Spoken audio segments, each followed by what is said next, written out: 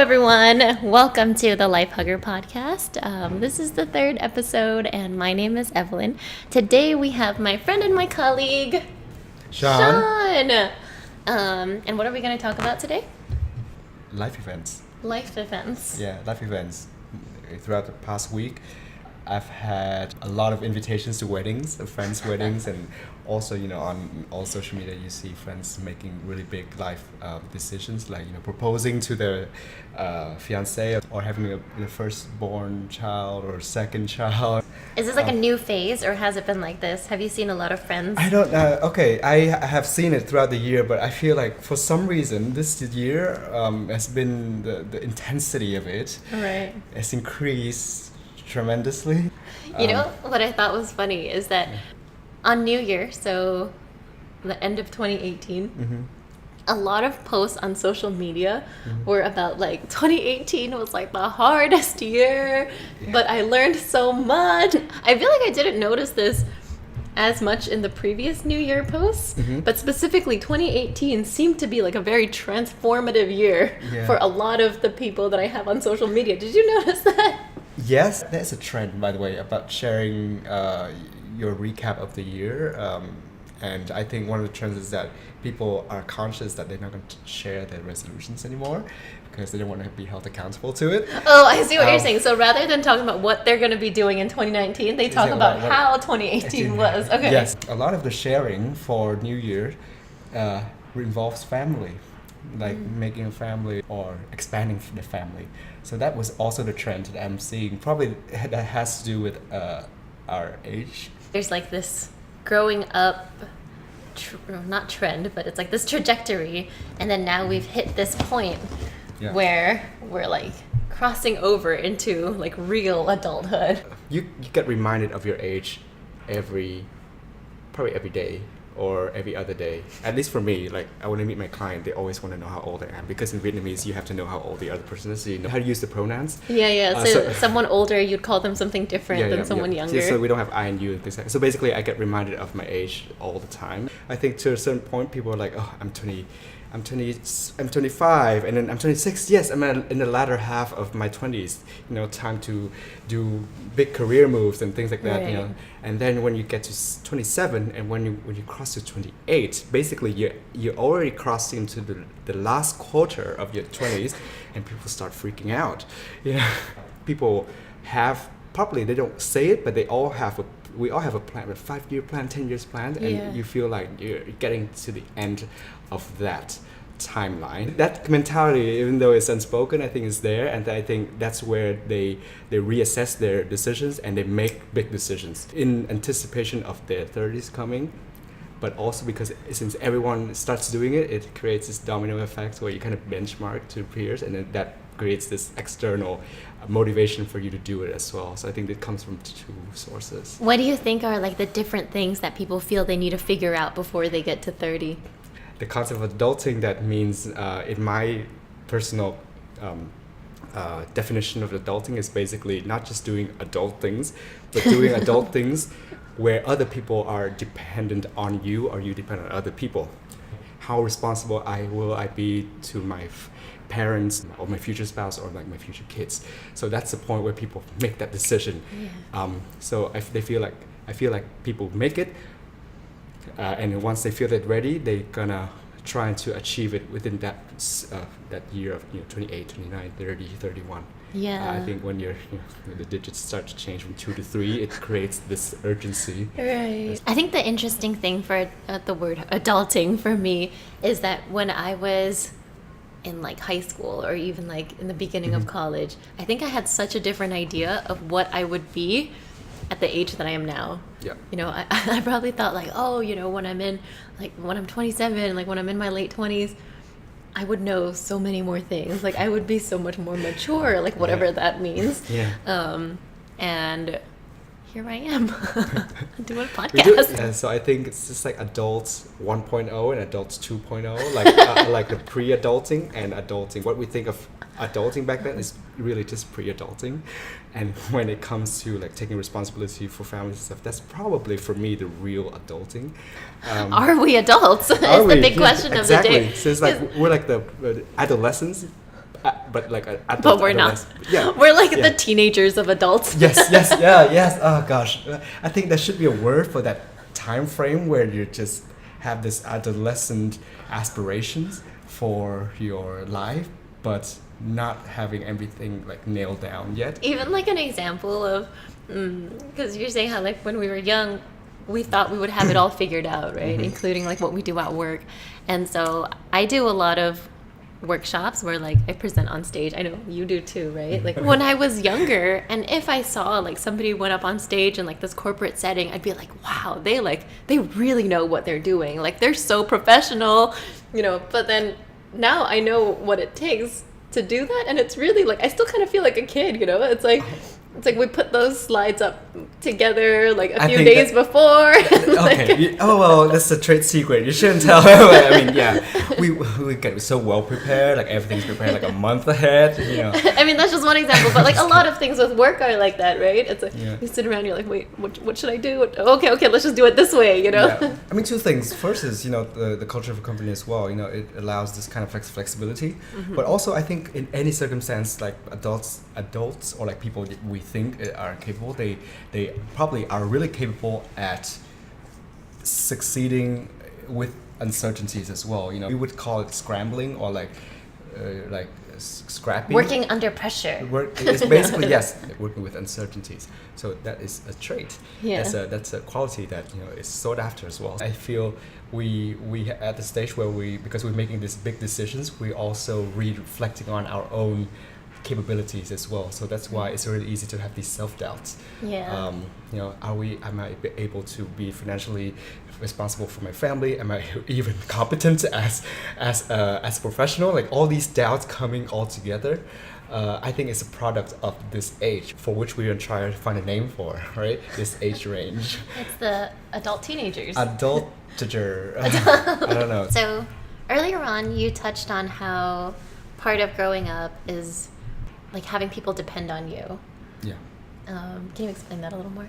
For me, having someone whose livelihood and whose I would say existence kind of depend on you puts a certain burden that if one can hold up and thrive, that shows a sign of I would say perseverance. That I want to be able to get to a point where other people can depend on me. I'm talking about my parents and my siblings, and so I think for me it's an ideal I want to work towards.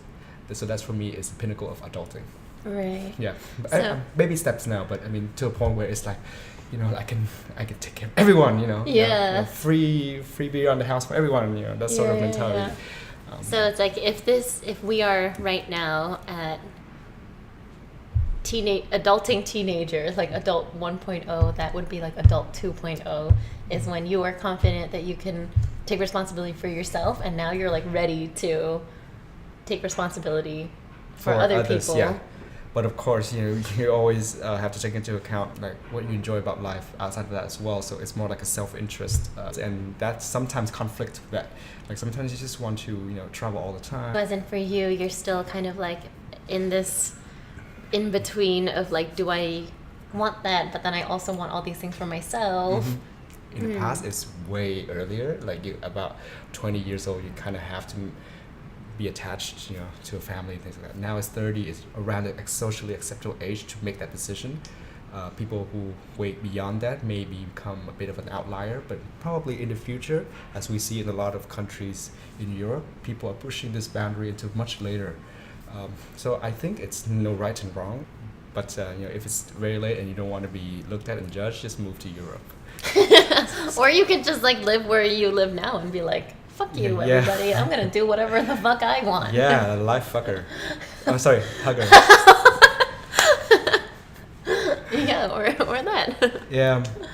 Yeah. In Chinese New Year, this is it's like always a hot topic, right? Like Chinese New Year and talking about when you're getting married, these come hand in hand. It's like part of the event. Yeah, or even when you're already married, when you can have kids. When you're gonna have kids, and if you have your first kid, then you're gonna have these aunts asking you when you're gonna have your second kid. Yeah, so these constant life events that are, I think there's like a prescribed timeline for it, and it's much on a tighter deadline for women than for men. I would say a woman when they have passed those timeline that society kind of imposes, and they still thrive, I think they do have the quality of of like a warrior in a way that's able to say, fuck you, to fuck society. Can we say these things if I'm uploading it on YouTube? Can we beep it? I don't know. So like I have aunts that would always ask me like, oh, when are you getting married? Or now they go like, when am I getting the invitation? And it's like a wedding invitation. I know. And then so I get like,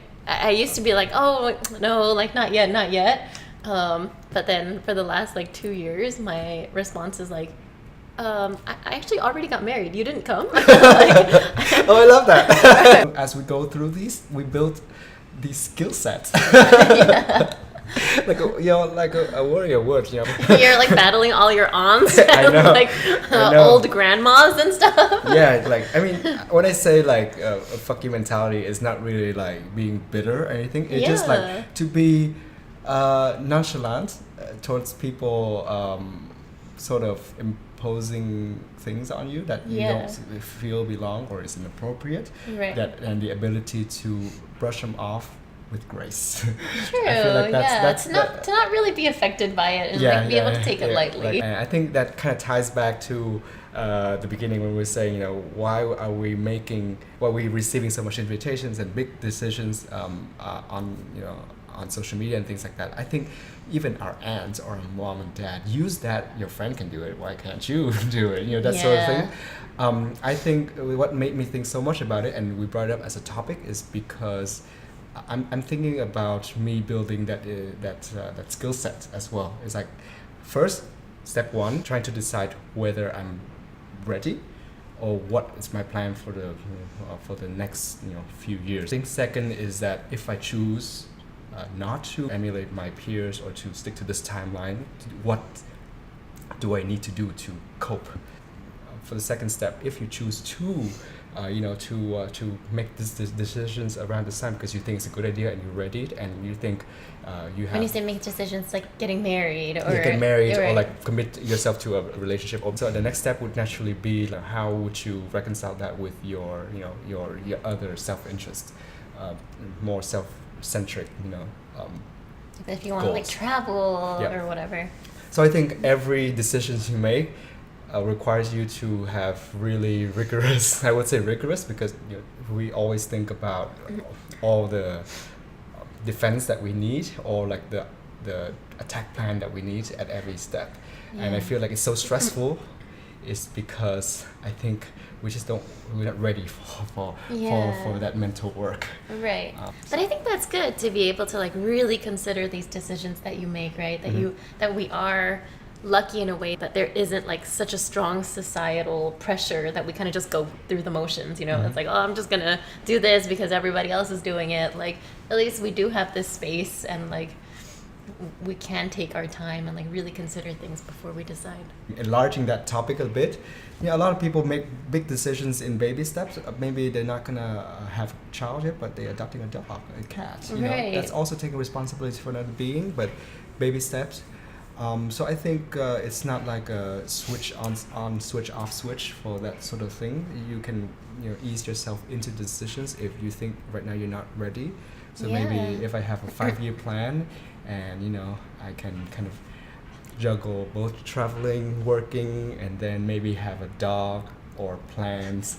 I started out with plants. I have a couple pot plants on my balcony. Yeah, I didn't bring up plants first because my biggest plants in the house just died. A tragic death. I was so sad.